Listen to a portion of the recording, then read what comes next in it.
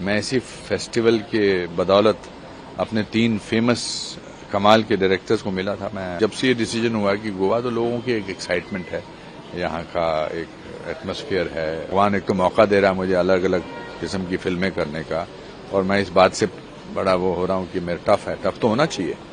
मैं इन बातों में यकीन करता हूँ। जीवन की कुछ उपलब्धियां जो हैं आपको हमेशा बहुत हम्बल करती हैं,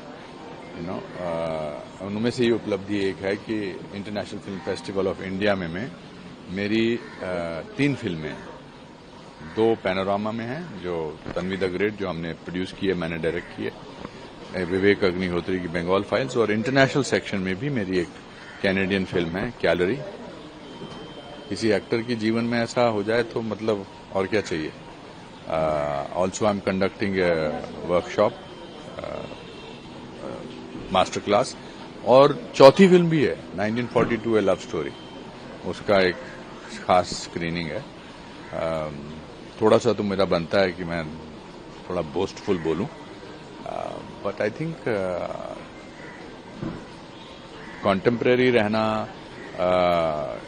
ये होना कि मतलब आप 40 साल के बाद भी एक्साइटेड हो, I think I feel very excited about these things, and I am very happy about Tanvi the great जिसकी स्क्रीनिंग कल है 21 तारीख को 4:45 बजे। अभी उसको हमको फिप्रिस की अवार्ड मिला, which is an award instituted by the international critics. फिर शुभांगी जारी है इंटरनेशनल फिल्म फेस्टिवल ऑस्ट्रेलिया, उसका नॉमिनेशन हुआ है। So I think good things are happening. And also, sir, like you have been attending IFFI since decades. Yes, So 4 decades.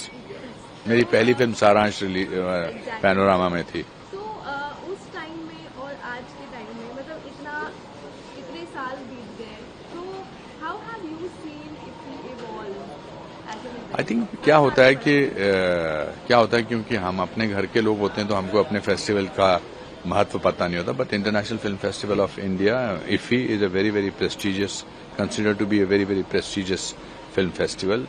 मैं इसी festival के बदौलत अपने 3 फेमस कमाल के डायरेक्टर्स को मिला था। मैं फेलिनी साहब को, कुरुसावा को, और एक और थे इलिया कजान साहब को मिला था।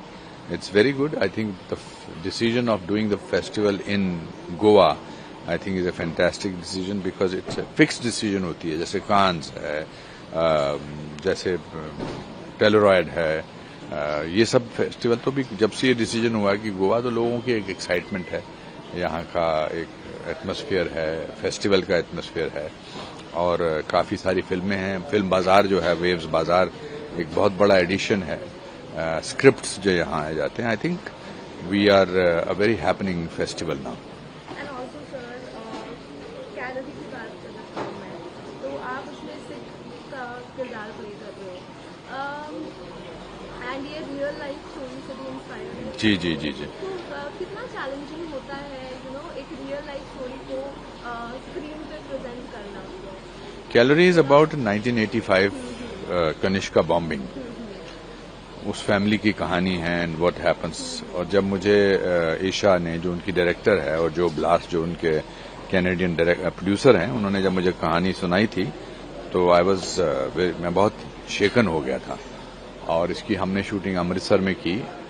डिफिकल्ट होता है बिकॉज इमोशंस को जो डायरेक्टर महसूस कर रही हैं, बिकॉज डायरेक्टर की पर्सनल ट्रेजेडी है actually. I think her mother was in that flight, if I'm not mistaken. I'm not completely sure. And it was tough, but then why shouldn't life be tough? मतलब भगवान एक तो मौका दे रहा है मुझे अलग अलग किस्म की फिल्में करने का, और मैं इस बात से बड़ा वो हो रहा हूँ कि मेरा टफ तो होना चाहिए। मैं इन बातों में यकीन करता हूँ कि जो चीज़ आसान हो उसको करने में क्या फायदा है।